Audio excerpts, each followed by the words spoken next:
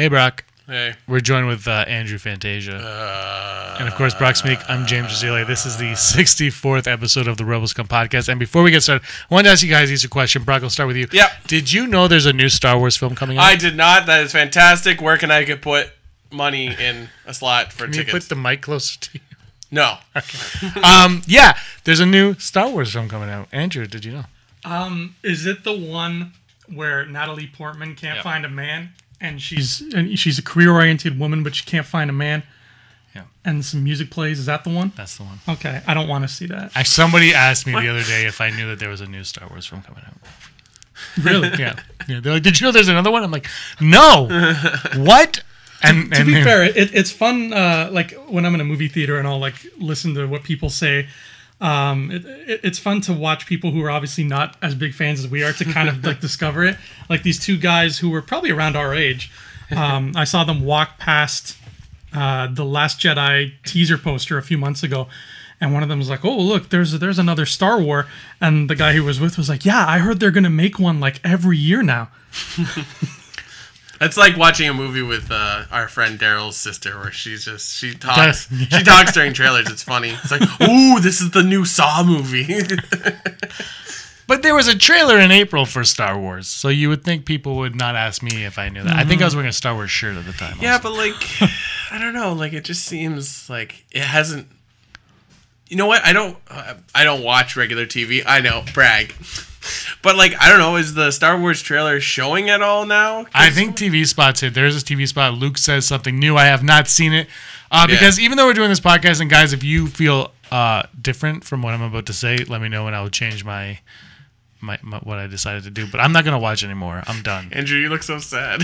He was like, I'm not gonna watch any more trailers at all. That's gonna be awkward for me. Or TV. No. Like, well, there won't be a new trailer that we'll see. Like the trailer, if we go to see a movie, will be the one we just saw. Oh, that's true. Yeah. We won't. The international one will not be the one in the movie theaters here. True. So I'll have to go out of my way to see it. That, yeah. The problem is, I said this last week when the international trailer for The Force Awakens came out. The still image on YouTube was Kylo Ren holding his lightsaber to Rey's neck, and I wasn't planning on watching it. Then I was like, well, I've seen that now, and I couldn't avoid that because it's on my timeline from random people doing it. So I don't know, but let's get started on the show before we do anything else because in 2 weeks something big is coming up. It's my birthday. It's Brock's birthday. Brock, your birthday is in June. We're doing Order 66. This is our 66th episode, and we've gotten a lot of emails about this, so we want you guys to take over this episode.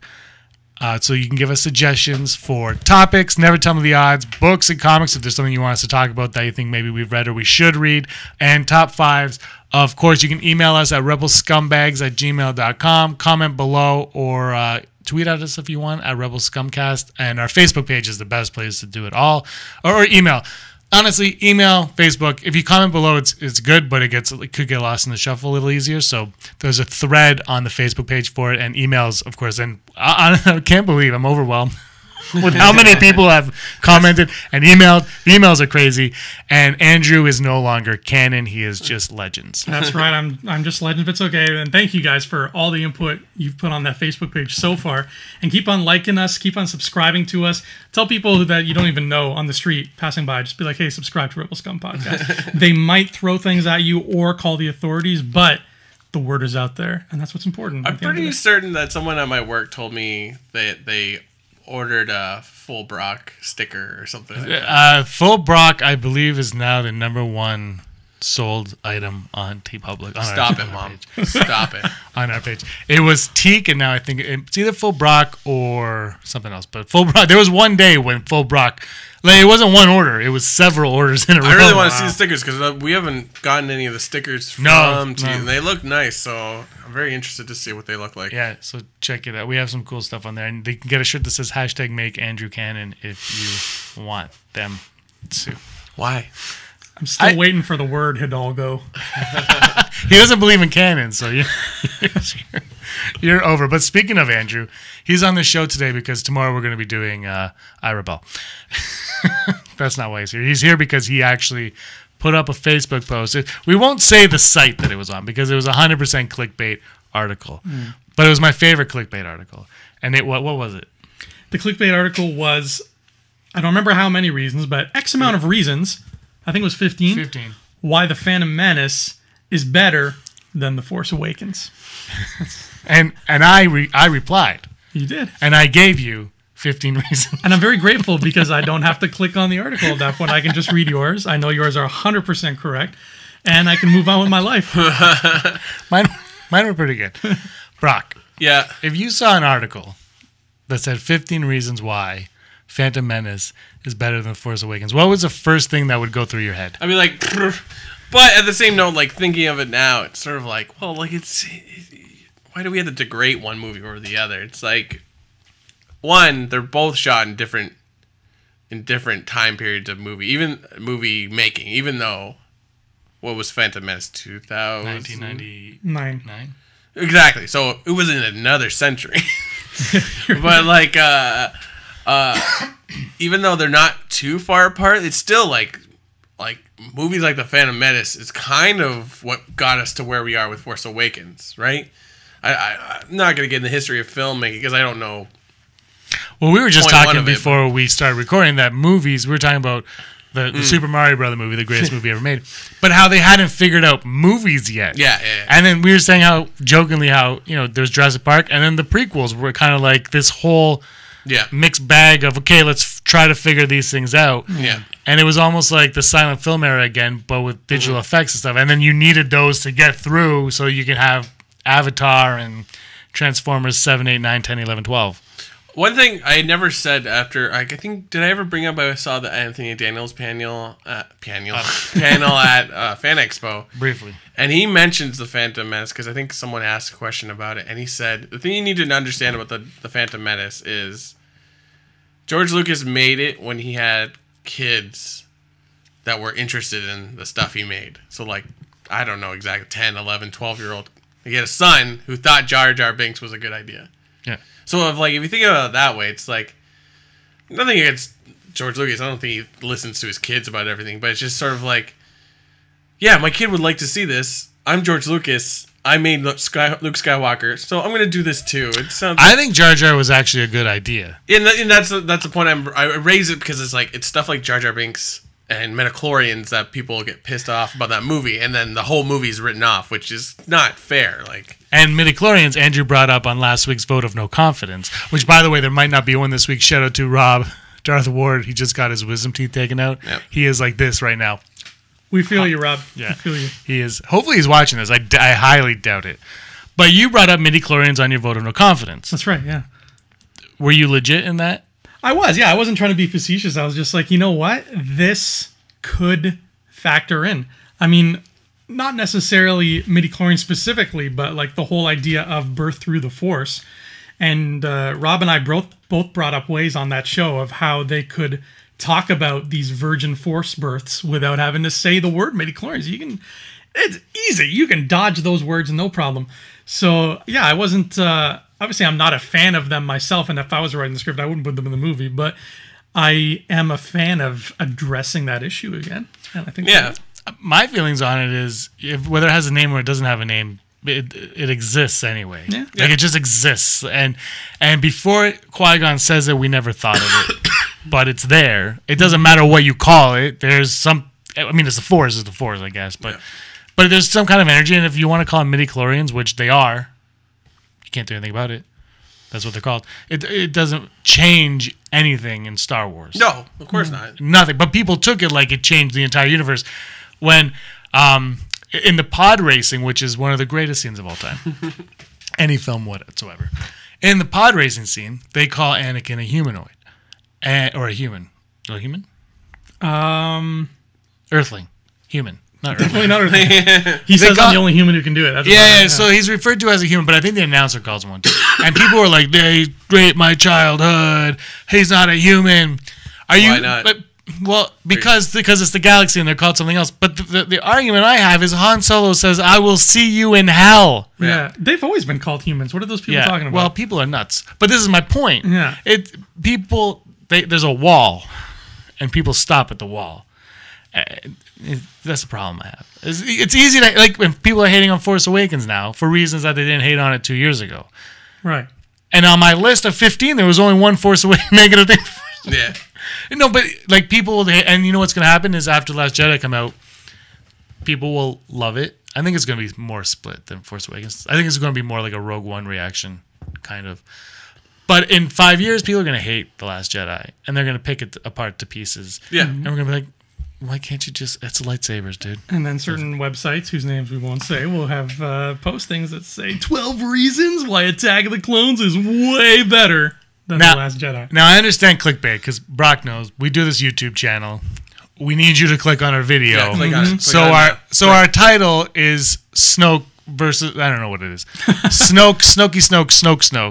Because you're going to click on Snoke. Mm-hmm. But we try not to make the podcast clickbait. Yeah. We don't say any BS on here just to say it. We say what's on our mind, typically. Same with our Rebel and Vote No Confidence and all the other stuff that we do.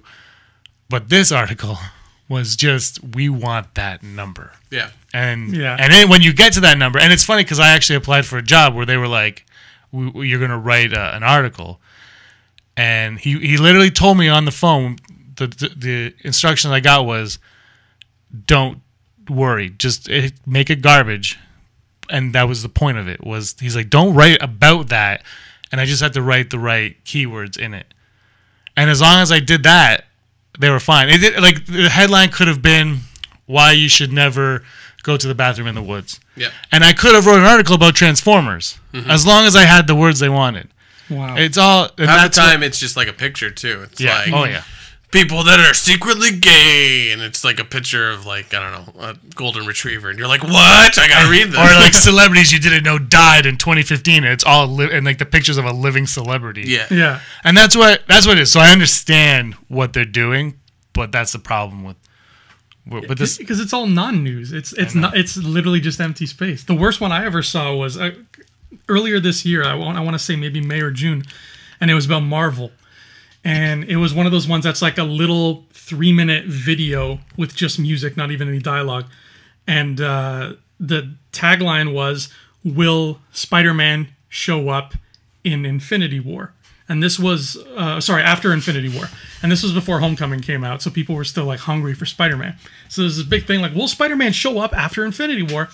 And this video went on for like 3.5-4 minutes of just like random clips from like Civil War and stuff, and then a few little splashes of dialogue, and it was it made me like angry after I finished watching it, because it was just like I said, non-news, like non-information that everybody already knows. And it's like Kevin Feige said he would like to have Spider-Man come back more.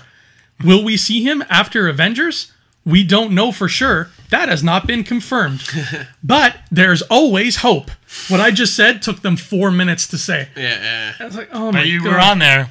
But it's like, you put in like video clips, and then you put like a graphics that like zoom in, and then and it's like a long ass sentence that's only like 6 words per thing, and then reanimation, whatever. What was it recently? It's like, could this be the end of season, or could season 4 be the last thing of Rebels? And they're like, yes. Yeah, that was the same, actually, I believe it was the same people had an article, is this his last season? Is this really the last season of Rebels? And another company retweeted it saying, yes, period. And Pablo Hidalgo commented, bless you. Bless you, sir. Whoever that second company was, I love them. Yeah, they're fantastic.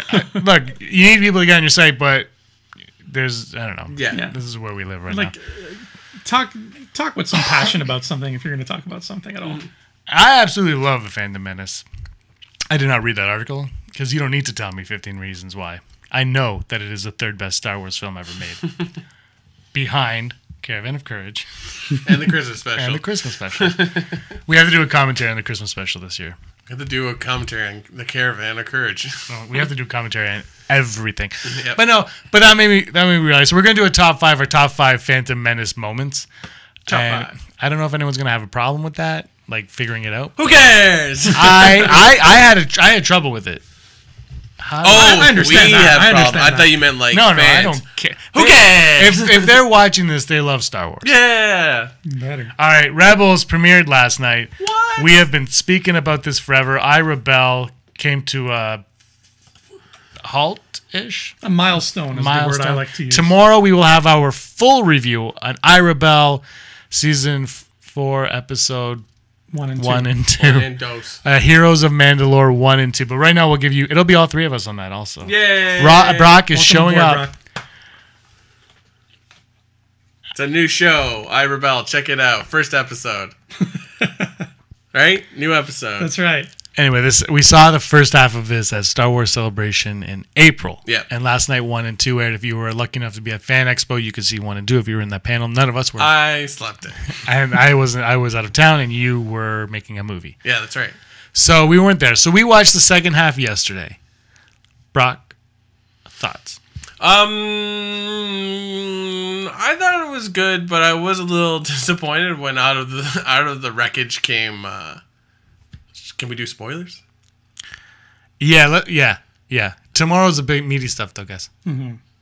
Well, yeah, you can say it. Okay, Sabine's spoiler. mom When we is do not- this, there's no more spoilers. Sabine's mother's not dead, and that was the end of the first part of the episode. And like legit beginning is like, oh, there she is. It's like, but like they had the whole visual of like Sabine holding a part of a helmet, and the ash disintegrates. It's like, I thought you would know what your mother's helmet. I know the helmets all kind of look the same, but it's just like they made this whole idea of like, oh my god, she's gone, like it.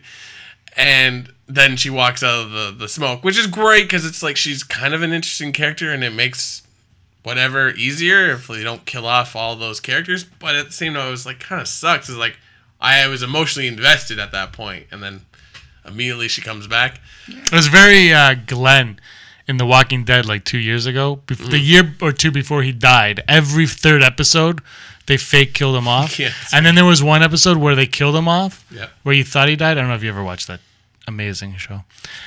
Where they thought he died. You saw his like getting ripped apart. Yeah. Like 2 months went by, like 12 episodes went by, and then all of a sudden an episode starts right before that happened, and you find out that he escaped. And you're like that Smells like focus testing to me.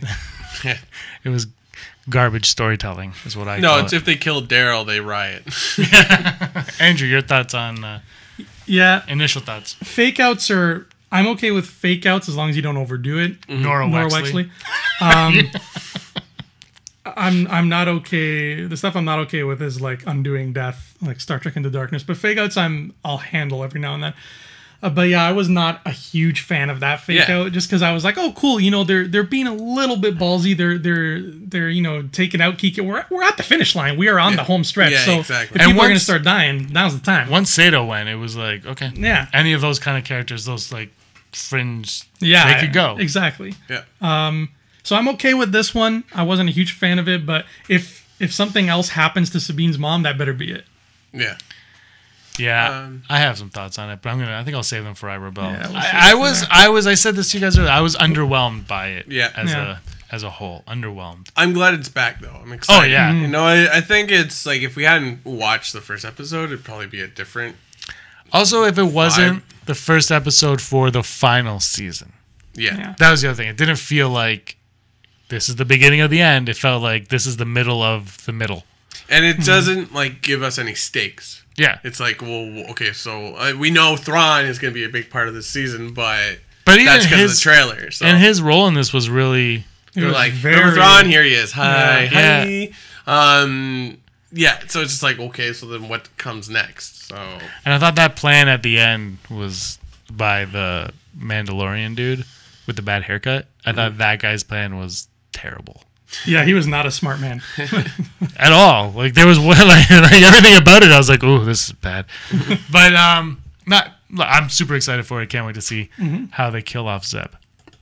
what? What's going on? Okay, so right before we went on, a video was posted on the Twitters, Instagrams, and whatnot of Uncle Ron, Uncle Ron. Ron Howard, and he said, "I hope you guys have enjoyed." Because he wrapped filming the Han Solo movie, the untitled Han Solo movie, and he said, "Hey, I hope you enjoyed all the pictures, behind the scenes videos, blah, that I've been posting for the." What is this called? Do we have a title? And then Lumpy, I can't say that name. It's a tongue twister of epic proportions. Hands him it is him though. He hands him a card, and the card spins and turns. And Brock, what does it say? Solo. A Star Wars story. Yeah. So, do you like the title, Brock? What are your thoughts? They just dropped the Han. Like, I don't understand. Like, okay, you put a Solo, that's cool. It would be more clever. Is that a word? It would be cleverer. It would have been a clever title if it was the first spin-off movie. Because it's like a Solo movie. Right. Not like this is or I don't know, like I don't see Star Wars as being a pun sort of kind of company, but like or franchise. Vader would disagree. But like it's so I knew whenever they put this title I wouldn't be that impressed. Like Han Solo, a Star Wars story is all you need to call it. Like so that people understand it's going to kind of be like Rogue One where it's like this is a one-off possible story, or this is not what you've been watching. This is part of it.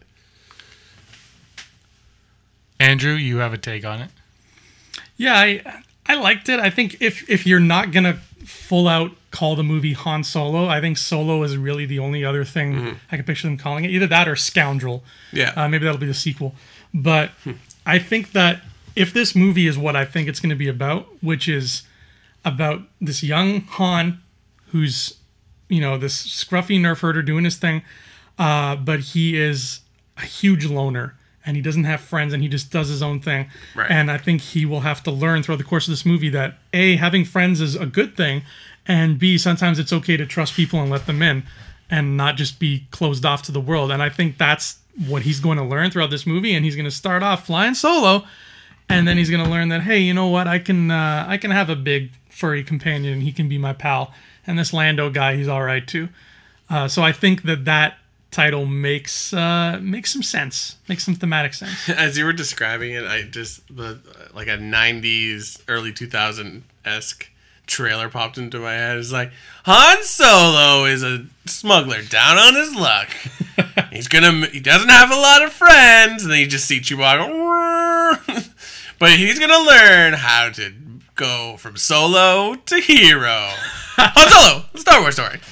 I like the title only because I don't give a crap. Yeah. Because I'm gonna watch it. Yeah. And you know, at least they didn't go with a cute, stupid title like, I don't know, something stupid, Kessel Run, which isn't that stupid, but but you know what I mean. Like they didn't try to go out of the way and like name it something clever. They're like, you know what, this is frickin' Han Solo, Han. Leia does it too. Just call it what it is. Yeah. And yeah, they dropped the Han, just called it Solo. Sure, fine. Yeah. I'm gonna go when I buy my ticket. First of all, it's gonna be online, so what I'm saying is a complete lie. But when I buy my tickets, I'm gonna say Star Wars. Oh really? Is the L still gonna be a gun? Like no, I actually wasn't. like the logo. It's old school looking. It looks like the Empire logo. No, but I mean, look, I'm gonna buy the tickets online, so it's gonna be blah, blah. But if I were buying it from a teller. Box office, the BO, I would say, can I get 2 for Star Wars? Really? I would have said 2 for Han Solo, please. Yeah, I would just say Star Wars because I don't give a crap. When I went to go see the Batman films, you know, the Dark Knights, I was like, Batman. Just, you know what I'm talking about. Sorry, sir, can you specify? You know what I'm talking about. Just give me the tickets for the guy who's dressed up as a bat. That's not the name of the film. They'll be more interested in asking you if you want to see it in like VIP or 3D, 4D, 10D, 9D. Oh, by the way, Brock, you're going to come see it in 4DX. Star Wars The Last Jedi in 4DX. Sweet. Someone just sprays you with water. I don't know. Well, we did the Shrek ride at Universal, and that was fun AF. Yeah. I didn't close my eyes during that part. 4DX, you want to go? On the Tuesday. I thought we are going. No, 4DX. The cheap night where the seats move and they... those Tuesday after? Yeah, sure. And you could probably smell, like, the sweat off of Daisy Ridley. Like, oh, my God! Jump in the water now. Well, she's been training. It's sweat. It doesn't look warm on Acto either. You don't think so? No, I think it's kind of chilly and brisk there. Yeah, but if you're working out, you're working out. You're working out, yeah. I mean, I went for a walk and I was sweating today. And it's like 10 degrees. I hate this weather. Anyway, so Rebels. We'll do I Rebel tomorrow. Yay. We're gonna talk about. Oh, the other thing that we have to bring up, because this also dropped right before we got on here, is EA is shutting down or discontinuing or stopping all production on Visceral Games. And for those of you that are worried about the Star Wars Visceral game that was being made, fear not, fret not. It's still happening apparently. Yay. Good. Andrew's like, I need a Star Wars game. I need a Star Wars game that I don't have to play with a bunch of 4-year-olds from Alabama that I don't know. I need one where I can just sit down in my home and just play one player and not be bothered. I'm telling you, get Battlefront. Get it. I will play with you. It's so much fun when you play with friends. In the same room, I agree. Yeah, but I play with Aaron for hours. Andrew Fantasia is a guy that just wants a Star Wars game. But he's about to learn Visceral. Yeah, but that game is probably going to be one player, so at least Battlefront you can play with me. Yeah. You can't play any video game in the same room with anybody anymore. I know, and that's that. I'm not a happy camper about that. I went to EB, the GameStop of Canada, and this woman was like, I need a video game I can play with my sister, and they're like, sports or first-person shooter? And they were like, neither? And like, not gonna happen. Not gonna happen. So, yeah. Sudoku. Brain Age 6. It's just not gonna happen. But anyway, this Visceral game is happening. The thing with this game, though, is we've been talking about since we started this podcast. Yeah. We've seen the same, like, one clip of it. Is it happening? You guys talk too much. It's happening eventually. God only knows when. If this story is supposed to be very Han Solo-esque, maybe next summer after the movie, but I think that might be too soon from the sounds of it. It doesn't sound like they have anything to even show us. I mean, we got our first trailer for Red Dead Redemption 2 like last year, and that game's still not coming out till next spring. So it's like these things coming out next month. I wish. These things take forever. But what is the holdup? Okay, so Disney buys Lucasfilm. Seesaw operations at LucasArts. We're doing our own thing. EA, you're making Battlefront. We need that tomorrow. Boom, boom, boom. Everything's... Where are the other games? Yeah. They're just like, oh, well, we were so preoccupied with Battlefront that we didn't do anything else. And then Battlefront 2, and we were also working on this other game, but we're not... Like, there is a market for everything Star Wars, especially 2 years ago. Mm-hmm. You could have released...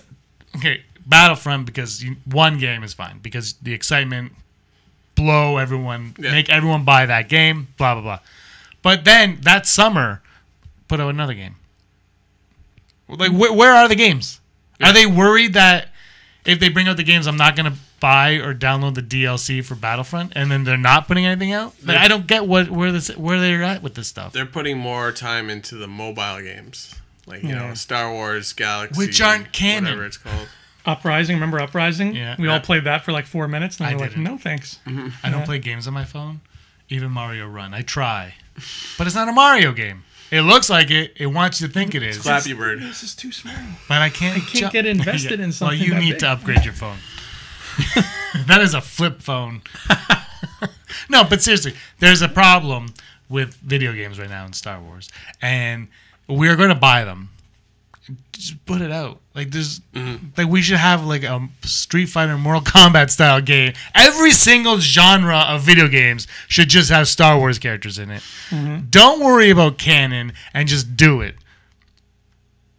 Do it. That's how I feel. I'm just saying. Like you're 100% right. I don't know what's like. What is the holdup with all of this? Yeah, I don't get it either. Is it? I almost want to say it's like, are they afraid to let them make anything about the new movies because it's like, oh, maybe they'll put a little thing in here that'll spoil a movie or whatever.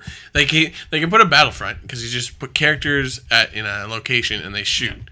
It doesn't reveal anything. It's just like, oh, I get to live in a Star Wars universe.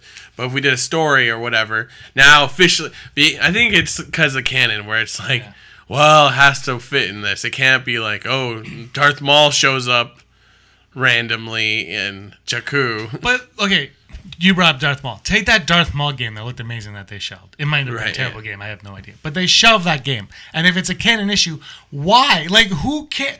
Just make it separate then. Or just do what they do all the time and backtrack and be like, well, that's not real. Like, this part of the game is canon, but when you're on this level, that's not canon. There's a door you go through.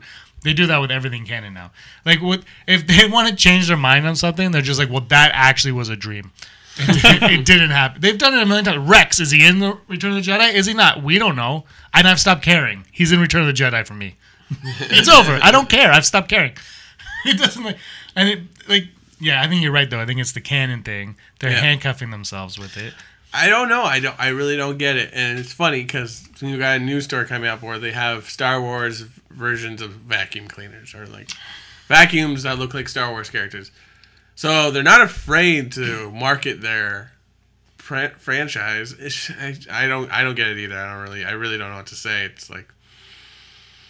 That being said, I'm too busy with other games to play a Star Wars game. Yeah, but if a Star Wars game came out, I would probably buy it. Yeah, exactly. That's what I'm saying. Like all three of us would buy it. If a good one came out, yeah, absolutely. You wouldn't know if it's good though. You would buy it. And like Battlefront's not a new idea. Like it's no. It's like this one coming out will really be the the 12th. fourth or fifth one coming out. Like it's which is fine. They went safe for the first one. They did that with the movie. They did it with the game. You go with what people know. Yeah. But then, at least with the movie, we've had Rogue One and now Last Jedi. With the game, we're having Battlefront 2. Okay, that's the Last Jedi. Okay, fine. But where's the other one? There's no variety in the game. So if you don't like shooters, a Force Awakens game where you just run through the because I bought Lego Force Awakens. That's literally it. Lego, and that's fun. But I mean, there's only so much Lego you can. I just can't believe that they made the characters Lego and canon. Yeah. I don't know. Where is that game? Because I thought the Revenge of the Sith video game was a lot of fun. Actually, I remember that. Yeah, I had it for Xbox. I don't know how successful those movies or those games were though. Like. It's cool what they did with Revenge of the Sith, but you know what I mean? Like, did those games do well? No, but it's a different era. That's so if true. you make a Force Awakens game, you just have to make it good. And the crazy thing is, like, Lucasfilms had a video game division, or do I can't remember. I actually LucasArts. LucasArts, yeah, thank you. They I bought a copy of Star Wars Rogue Squadron for Nintendo 64 this weekend. And it's like it says LucasArts on it. I mean, they were behind Dragon Hearts. Yeah, they did a few. Yeah, the games with the cool cartoons. It's like they had Monkey Island. That was one of them. And it's just like they were ready to make it. So like, what happened to that? Like, Disney shut them down. I understand that, but like, I know. I that being said, we're getting Battlefront, and there's a story, and it plays into a book, and it's then officially canon. So this character could be... Yeah. But it's still just battle. Like, I don't know... I agree. When they had the beta, you couldn't play the campaign mode. So I don't know what it's like. But I think that is so... It seems so contained, too. It's like, because she'll go away. She doesn't have to be in any of the movies, because it's not... It's in between, right? They played a storyline that allowed them to do a canonical storyline without affecting anything. Yeah. So, it's just like, well, then why can't they just do that with something? Like, it doesn't just make a freaking Han Solo game. I know there's a movie coming out. Okay, make a Obi-Wan game where it's like, this is what happens between this and this. Yeah, it's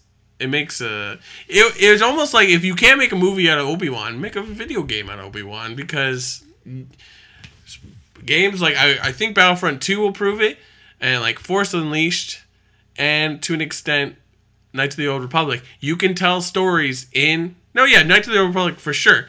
You can tell stories in video games and be entrancing and like, oh wow, that explains something. Like with Force Awakens, like this is how they got the Rebel logo. I'm like, oh, that's crazy, that's great.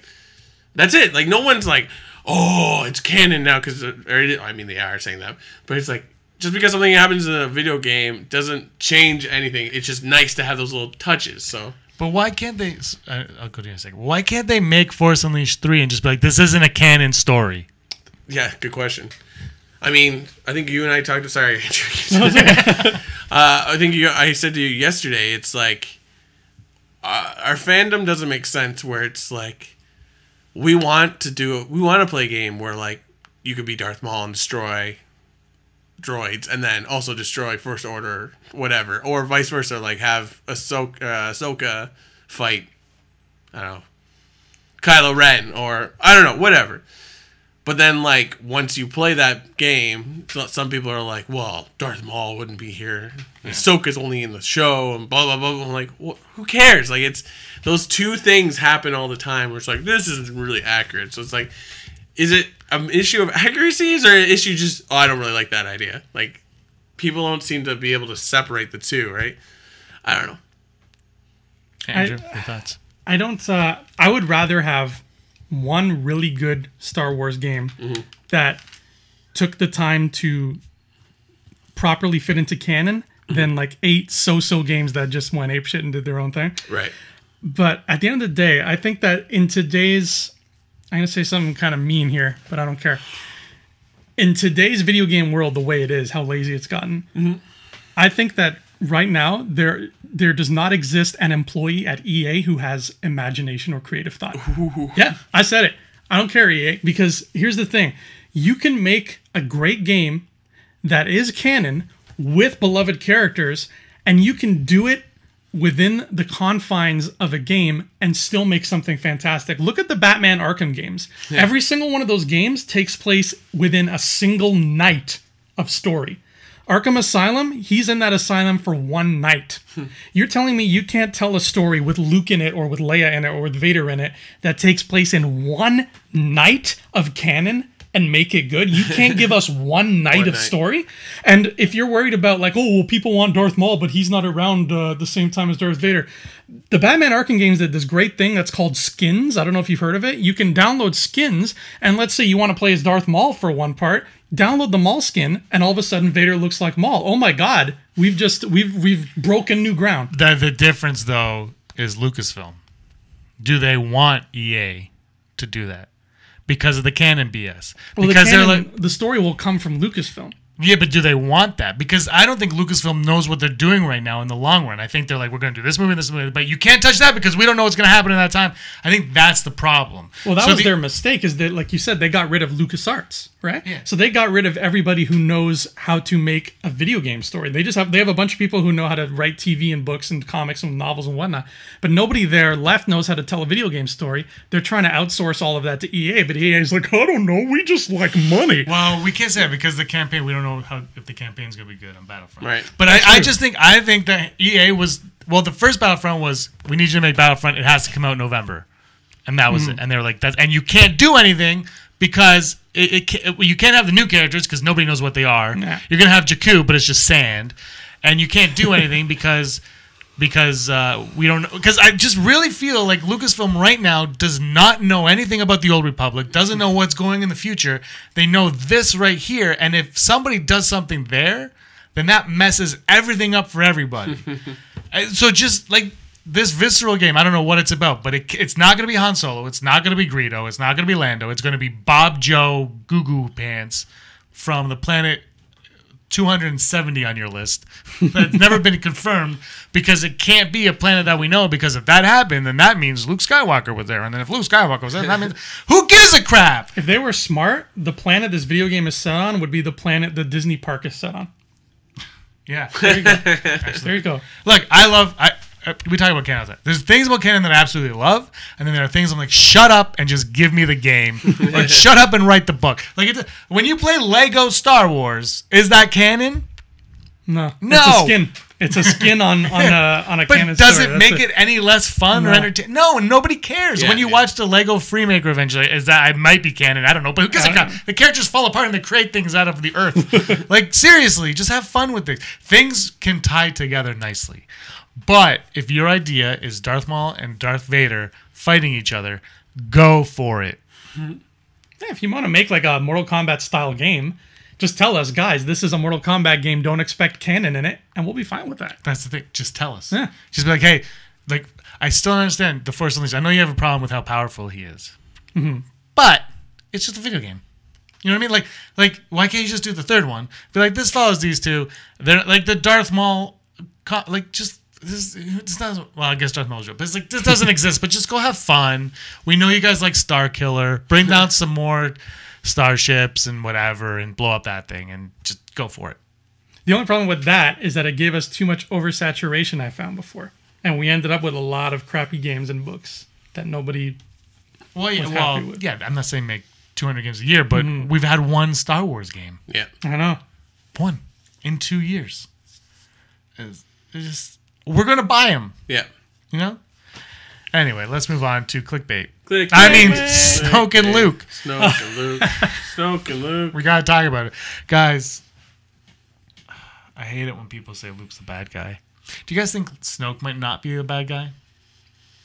I certainly think there's more and more of a good chance that he might die in this movie and shock everybody. Snoke at the end of this? Like, by the end of 8, he's gone. I don't want that, but I feel like that's becoming more and more plausible. You know what I mean? I mean, it seems like everyone thinks that there's going to be a new type of Jedi coming out of this, like the Gray Jedi.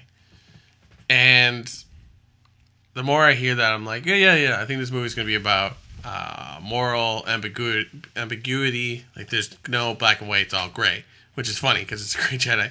So I'm all for these two characters, like, switching sides on what, or not switching sides, but like, oh, they're not what they appear. So I'm okay with it.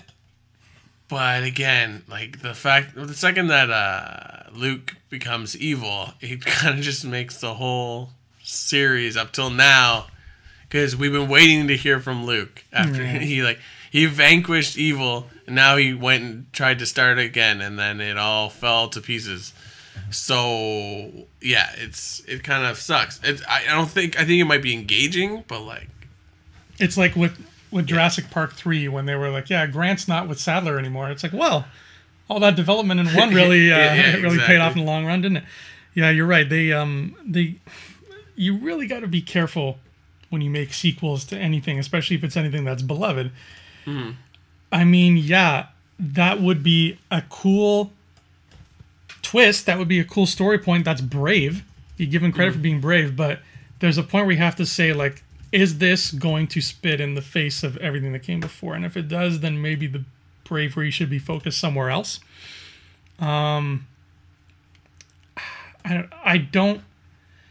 can see a world. I can very clearly see a world where Luke is broken and he needs to be fixed, but a world where he full on becomes the villain.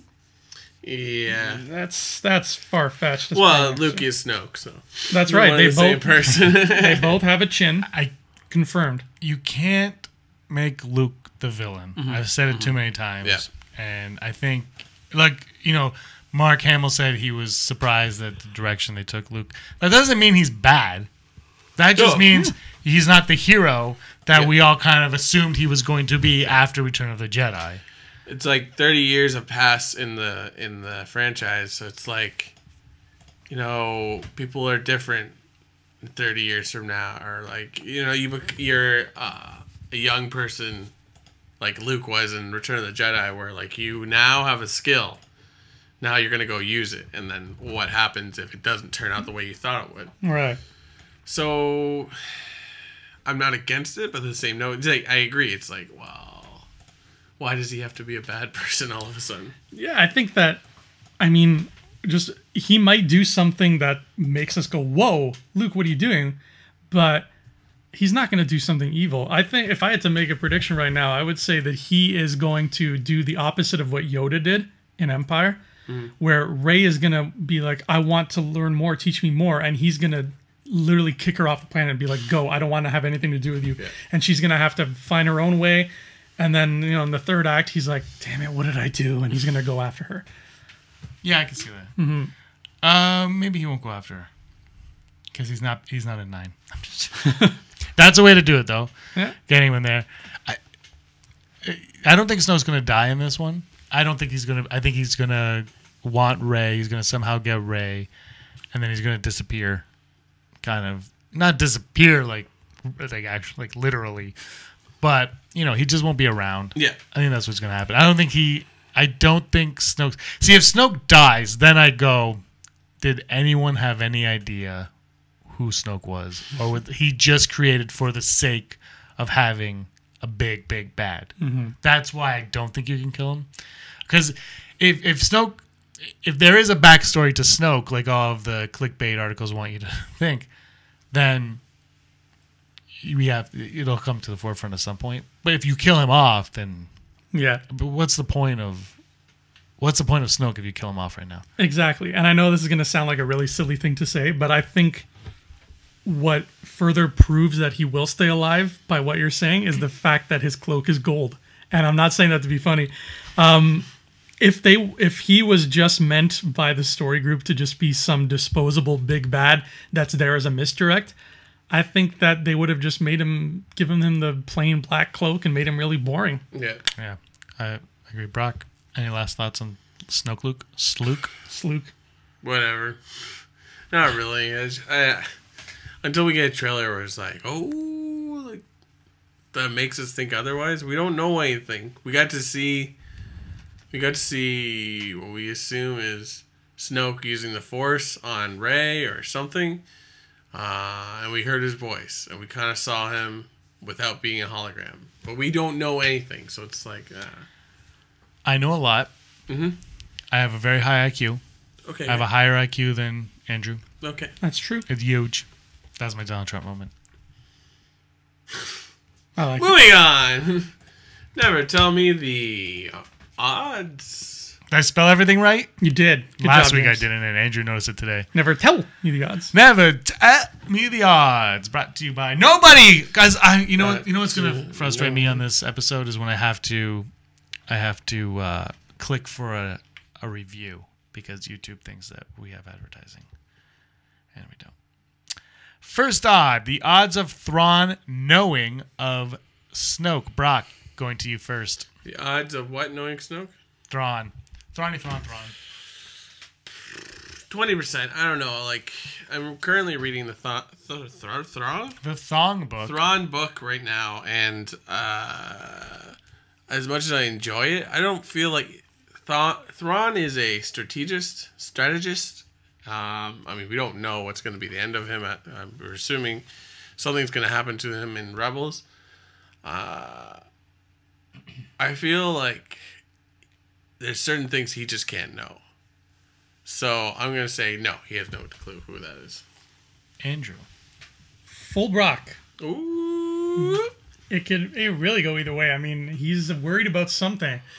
Something is threatening the Chiss ascendancy back home, but is it a Snoke-like character or is it just something else? There's like one really good point for and one really good point against, so I'll have to go full Brock until we learn more. Full Brock. I'm totally going to go full Brock as well because in that book there were hints of something and I don't know what it is, but it has to be something that they're building towards. Mm-hmm. And when I just said like 10 minutes ago that they don't know the future, I think they know pieces of stuff, and it's either Snoke or it's what's after Snoke. Is what I'll say. That's true too. So I'm not 100% sure. Our next odd are the odds of, again, Snoke. Shocking. The odds of Snoke being Anakin Skywalker's father. I'm going to go 51%. I actually do not think that this is going to happen, but I like the idea of them connecting to the prequels, and I like the idea of somebody wrote this that Shmi says there is no father, but that doesn't necessarily mean anything. It could mean that even mean that he wasn't a forced birth. It could mean that she was, I can't remember who wrote it, but somebody said that she might have been raped and it just wasn't really touched on. That's a possibility. There's also that talk that Palpatine manipulated the midichlorians in Shmi and created them, but why couldn't that have been Snoke? And then you can go back and be like, Snoke is actually blah blah blah blah, and he created the prophecy. Brock. 40%. I'm not against it, but I can't remember what I was going to say next. When you say Anakin's father, do you mean through midichlorians or literally like he got it on with Shmi? Well, it doesn't matter. Either way you want to take it. Okay. like either way, like he is the reason Anakin was born, essentially. Gotcha. Yeah. You're up. Wait, what was your number? 40%. 40%? I upped them by 11. Let's go 33. Oh, wow. 33%. I think because I'm in the same boat as you, I want a callback to the whole idea from the prequels that this can happen. The Force can make a person, if Shmi's telling the truth. And because Snoke's such a big question mark, that's as good a through line as any to connect to that piece of information and give us that callback. So yeah, let's go with 33 just to be safe. Yeah, I don't think it's gonna happen, but I would absolutely love it to happen. Yep. And our final odd, The odds of James being worse at Battlefront 2 than Battlefront 1. 100%. I like that you didn't have to think about it. Cold-blooded. I thought about it last night when I read the rundown. Being worse about... I'm going to say 0%. Because Battlefront 2 has battle droids in it. Yeah, no, I'm bad. I'm going to go 0% as well. Somebody on one of the Star Wars Facebook groups wrote down they had a kill streak of 60. And I wrote, oh, I had a kill streak of 6. And I was really happy with myself. So, Andrew, I think you're wrong. I think there's 100% that I'm going to be worse at Battlefront 2. Practice, sir. That's what he told me to do. I do, but the problem is I'm bad at aiming of anything. A baseball I can throw. I'm not left-handed, but I throw with my left hand there. So you guys know that I'm serious. Yeah, so I'm going to be really bad. But, Andrew, thanks for believing in me. I do. We should play each other. We should, in the same room. We can. What's Erin's kill streak? Oh, I don't know, like 902. I don't know. She's playing it right now. She's killing like everybody watching. She actually the last time we played, I did better than she did, only because I had been playing and she hadn't played in like 4 months. Well, when she plays, she can actually like snipe you out, and then when you kill her, she gets so mad. And it's that's hilarious. But you know what's funny about Battlefront 2 beta was when I would get killed by people who I recognize their names from Battlefront 1, and I'd be like, "Oh, you mother, hate you." We're not gonna do What's Up Star Wars this week because literally the only two things because I'm here and I'm pretty much representing Star Wars. So just ask me. Han Solo, the solo title was announced, and the Visceral thing would have been what we found anyway. So, yeah. Hollow news. Welcome to the Hollow News. Brock, I really like your Hollow News journal that you've Thank you, because it's hard to. I waste time going from story to story on my cell phone. It's actually the Journal of the Wills. The Journal of the Bills. First one up, Star Wars trailer. Everybody loved this trailer so much that 120.1 million views watched it, and I believe the first weekend it was up, which puts it 29.1 million views over the Force Awakens. This was reported by Relish Mix. Apparently it was like 29 million plus over the space of 2 days.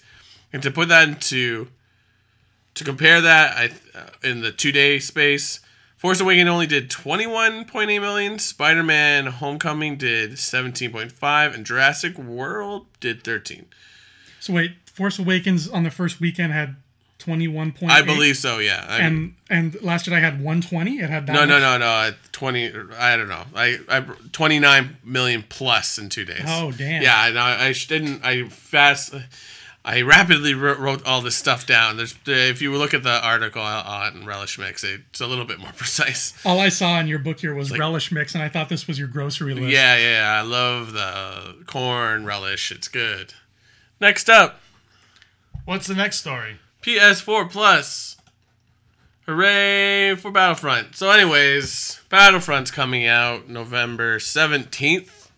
James has already put in his pre-order. Yeah. His wife said it was okay. No, she made me pre-order. She made me pre-order. What a fantastic woman. When we got the beta, she started playing and she said, "We are now waiting for Christmas." In that voice.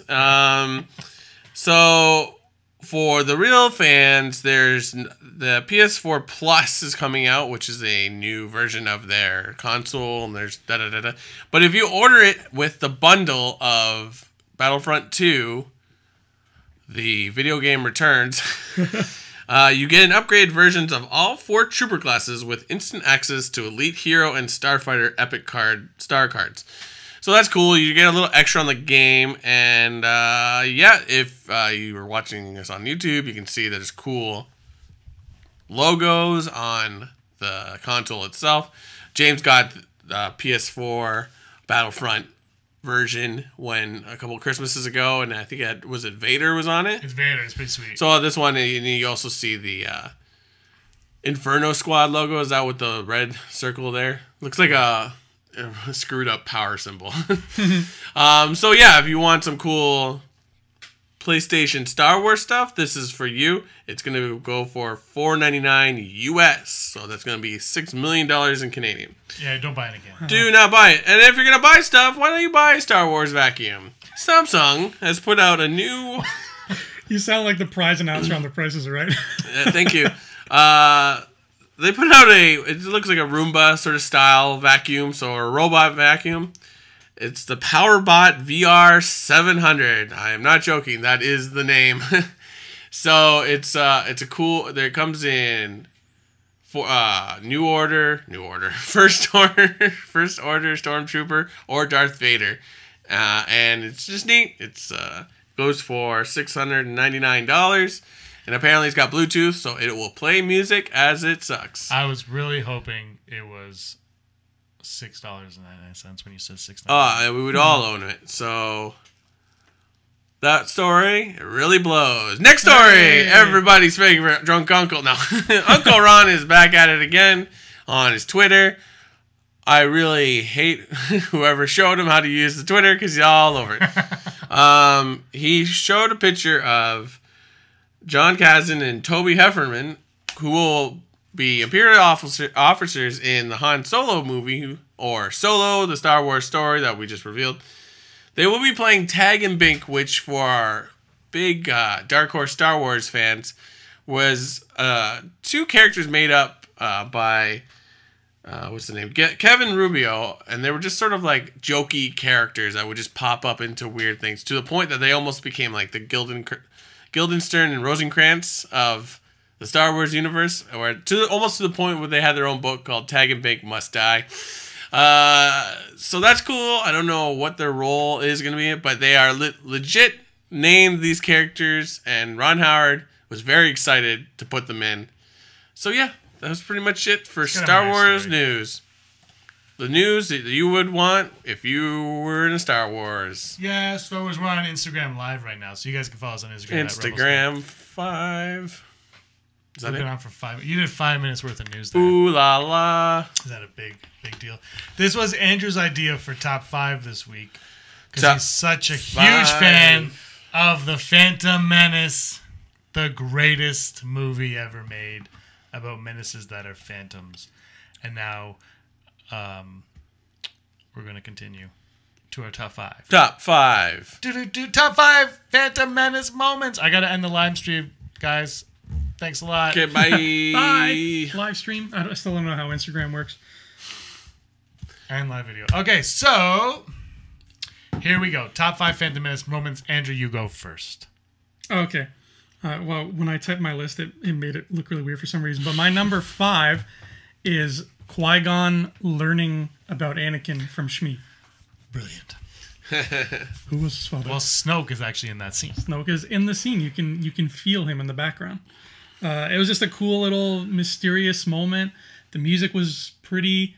The mystery was like amped to 11. And it's one of the things, like I said before, just now, that I want to see kind of be addressed again somehow. Yeah. Wouldn't it be kind of cool if maybe in the Obi-Wan film, there's this thing and they're talking about the Chosen One, and Obi-Wan's like, no. Shmi didn't tell us the whole thing. He later discovers that there was a man, and she was actually like, because she was a slave. Yeah. Right? How powerful would that be? Very powerful. At Disney, no. My number 5 is Rick-O-Lay. Here's the thing. What did you just say? I don't know his name. What's his name? Rick Ollier. Rick Ollier. My boy Rick. Rick Ollier. He's the one that flies the ship, and he just kind of tells you everything you need to know. Oh. That's Coruscant. The whole planet is a giant city. That's Tatooine. There's a lot of sand. That's Mustafar. That's where Jedi's going to die. That's Hoth. It's snow. He is the best character ever created. When EA does get around to making that video game, he should be the sidekick who kind of explains all these things to you. That would be so perfect. Like there's the database you can go to in the pause menu, and he's like, "This mushroom you found is part of." Brock, what's your number 5? I was going to say memes, which isn't really a part of the movie, but Phantom Menace just seems to have the best ones. Like, my name is Bananakin, and I'm a person. But I'm changing it to our introduction to R2-D2, where we actually get to see an astromech droid do some astromech repairs. Yeah. And it's cool what happens. I don't think it's really CG. I guess that when they get the other R2 units get blown off, that's probably CG. But like the idea of like, because whenever he's in a ship, like an X-wing. He just sort of sitting there and he's not really moving. Like his head swivels around, but he's like, well, I guess he's doing stuff. But now you could actually. This is why we would have astromechs. They can magnetically seal themselves to the outside of a ship and go out and repair things. I'm like, that's cool. And it's also like the first step in a long reintroduction of R2 to us, where like he gets jets and he can shoot things, and you know, like they reinvented and made him a lot more interesting because they could now with CG. So I'm a big fan of that. And then of course he comes in and he's like, who is this droid? He's like, it says R2D2. Yeah, what's his number? R2D2, Your Highness. It's a great delivery of the line too, by Panaka, who shows up in a book later on down the road. Number 4 for me is the Battle of Theed. It's a great battle. I was gonna say Gungan City, because I love Gungans. Because I'm not having a booba. What? That's Jar Jar. You never understand Jar Jar. Yeah. I actually really like that battle. It's one of my favorites. I love the yellow Naboo ships. I love tri-spinning. That's a good trick, which, as we all know, I've seen those memes. Kylo Ren does that in the Last Jedi trailer. Mm-hmm. I love the one where he's like, where it's young Anakin. He goes, try spinning. That's a good trick. Then you see Kylo Ren's TIE fighter spin. And he goes, thank you, grandfather. Spinning was a good trick. That one makes me laugh. Brock, 3, 4. My number 4 is the Jedi Council, because for the first time in cinematic history, we are actually able to see Jedis that aren't weird hermits in the desert or goblins in the marsh, or sorry, swamp. It's very cool, even though like Yoda looks really weird in this movie. Like just being able to see the Jedis interact, actually wearing Jedi cloaks, so they're like, oh, it's not like Obi-Wan. It's not just Jesus out in the desert. And then I would also argue the opening scene when the Qui-Gon and Obi-Wan are on the space station or Trade Federation. Yeah. They're on there, and like you see them, they blow up the ship, but they still escape, and they're like, oh wow, Jedis are cool. So it's like, yeah, that's it. Andrew. Goblins in the Marsh needs to be a title. Goblins in the Marsh. My number 4 it's kind of similar to yours in the same vein. It's the Senate. We got to see the Galactic Senate for the first time and see how that worked. And I like the politics of Star Wars, of the way the Republic operates. I like the pods. I like the chamber. I love all that stuff, and I love getting to see that for the first time because we were all wowed by that. Yeah, we were all like, "Whoa, look at this room! It's round." That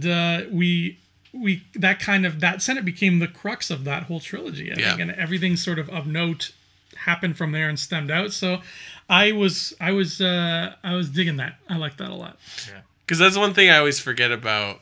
It's one little thing in A New Hope. It's right at the beginning.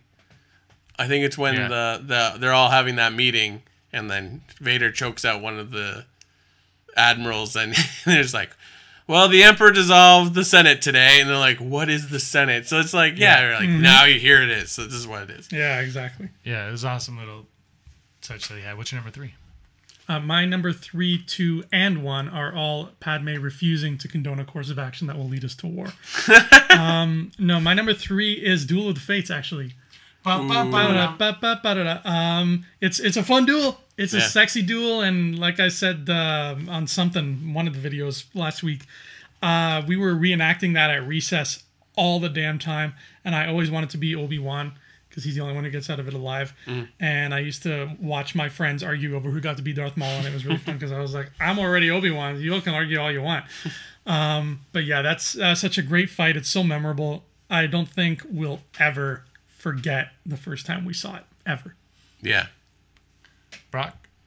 My number 3 is Gungans, because I like Jar Jar Binks, but I just like the whole Gungan city, the Battle of Theed, how they battle, and just sort of, it's almost like they're Native Americans, so it's like they just sort of exist somewhere. People almost don't know about them, and then they come and they basically win a battle through their battle tactics and luck. But I enjoyed them. I wish they were in more things. I absolutely love the Phantom Menace. What we're talking about, I'm like, I just want to watch this right now. My number 3 is the R2-D2 origin story. Ooh la la! It's of all the Star Wars characters I think that we've had, I would say his introduction to the universe is the best one. Because, C-3PO, I don't have a problem with Anakin building C-3PO, but he's there, it's fine. Whatever. Anakin's whatever, it's fine. Obi-Wan, he just appears at the beginning.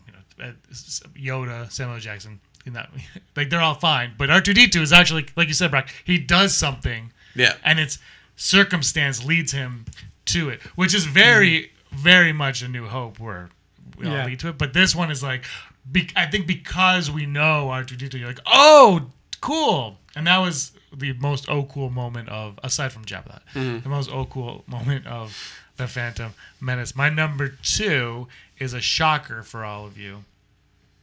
Pod racing. Oh, that's my number 2 as Same. well. Three-way pod racing. Three-way high fives. I'm not going to look at you. I'm just It looks looking like at we're the fighting. monitor. I'll just go. Jabba the Hutt showed up at the beginning, and I don't care what anyone says. Everyone, you know what I love now? When people complain that he's in A New Hope. Shut up. We were all super excited. We were like, Jabba the Hutt's in it. We got to go to the theater and spend $8 to watch it. And I made us spend $2 on Tuesday. But we went, and I was like, Jabba the Hutt's in it. Yeah, he didn't look great, but it was still Jabba the Hutt. I didn't care. He was in the Phantom Menace. I was excited. I had his Pepsi can for years, and then I tossed it when I moved. I remember those. Yeah, I had them all, and I tossed them. Wow. It's kind of gross. Yeah.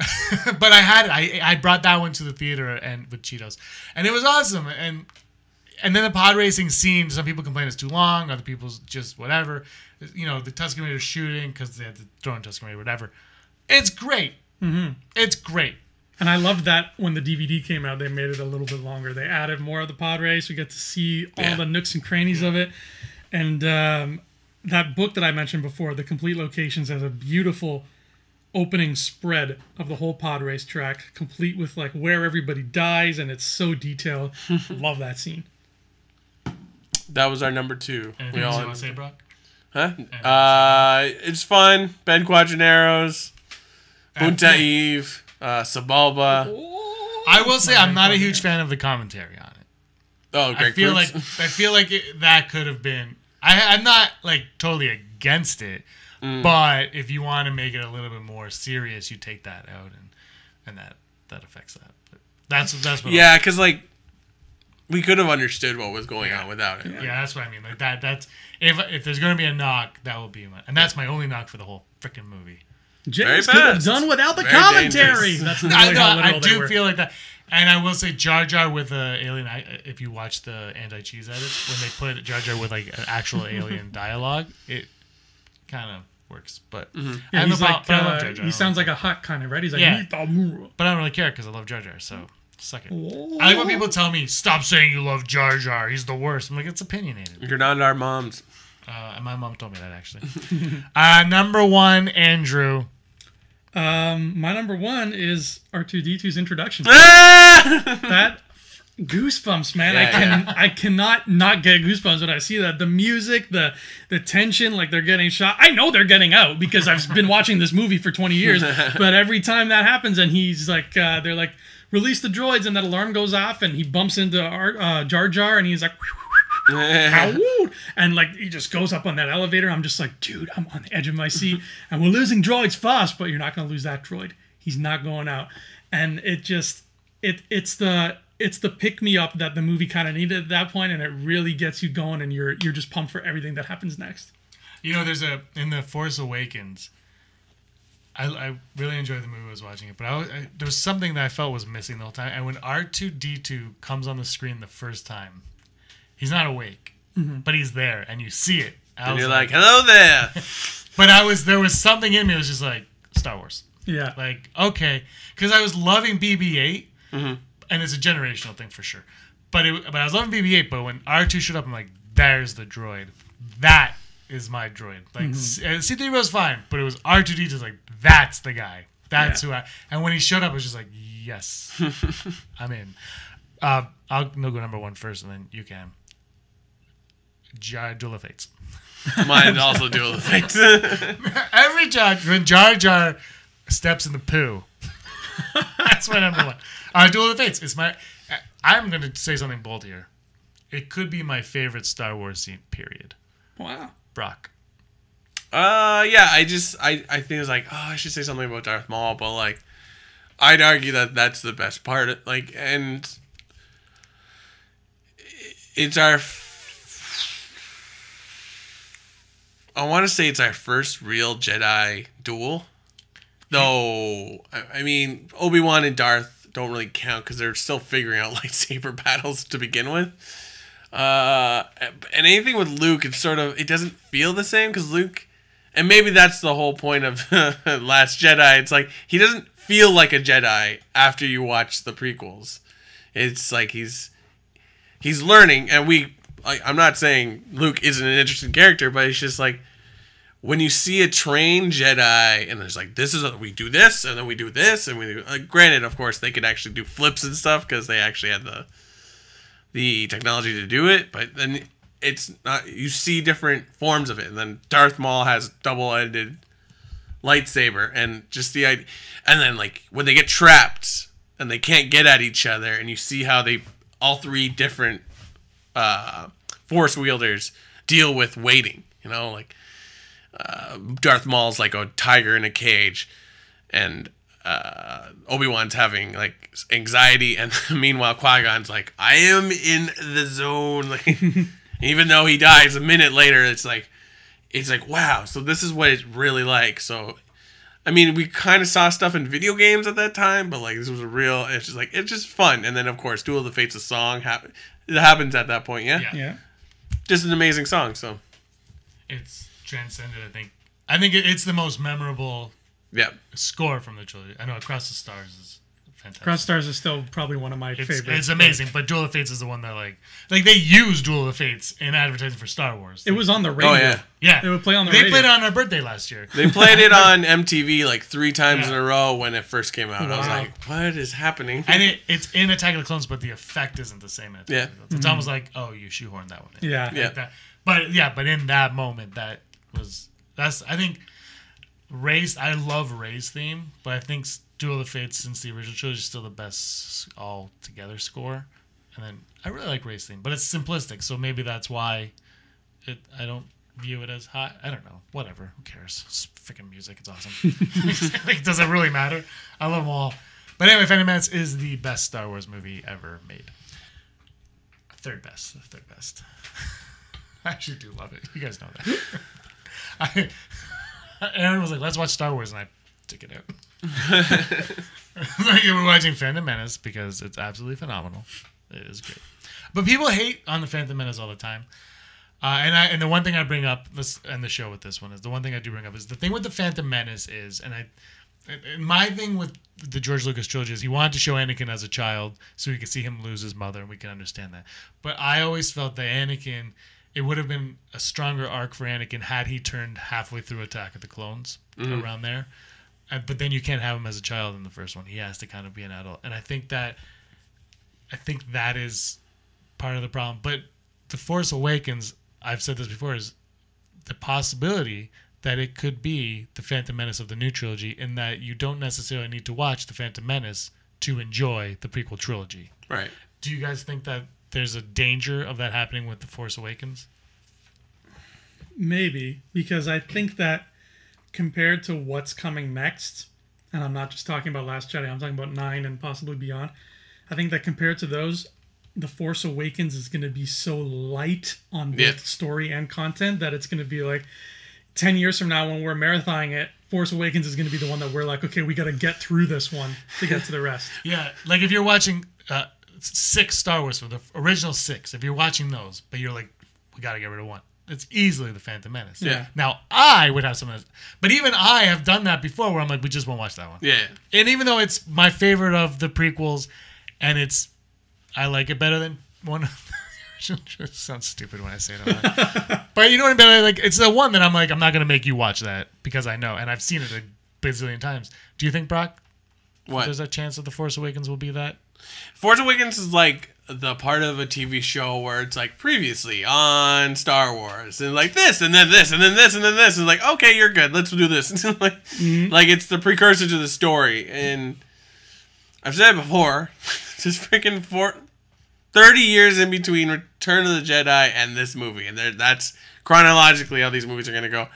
You're just gonna have to bring it back. Like, you can't just be like, okay, so this, and then literally in the movie 30 years has passed too, so it's sort of like you got to be reintroduced to this new galaxy. Even though it's the same galaxy, it's a new galaxy. So Right. like, because you don't know, as much as you wanted to see Luke become a Jedi Master at some point, we didn't get those movies in the 80s or 90s. So we can't do that story. So it's out. So we have to move ahead because we want to put Mark Hamill and Carrie Fisher and Harrison Ford in them, and they are old now. So, okay, we move ahead. But, like, Star Wars is like, you're in the shit now.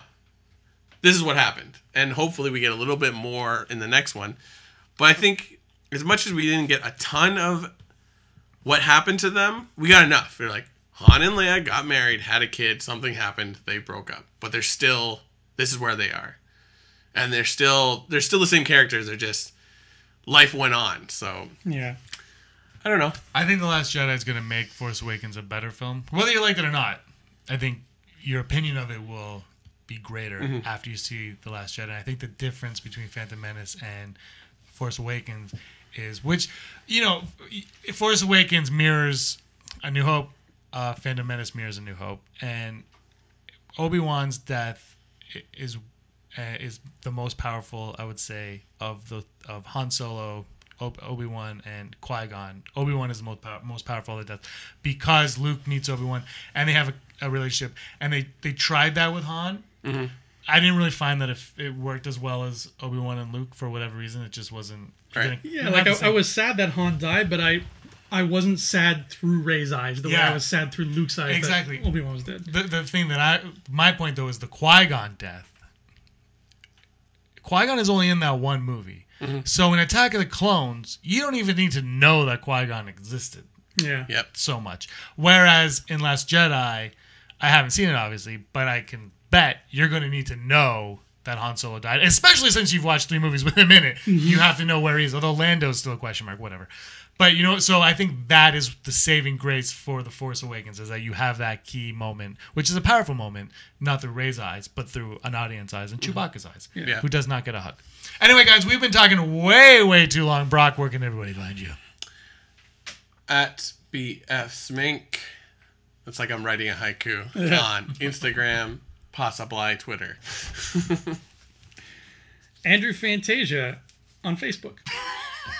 On the Facebook. Instagram, Twitter, and PS4 we can give them a at Battlefront Petzafina. That's my name, Petzafina. You've only got a few more. We just kick us about a Battlefront. Then you're going to have to start kicking us about a Battlefront too. So get on that. Yeah, I'm really bad. So just... But somebody added me and they said, hopefully I can kick your butt at Battlefront. And I laughed for a day.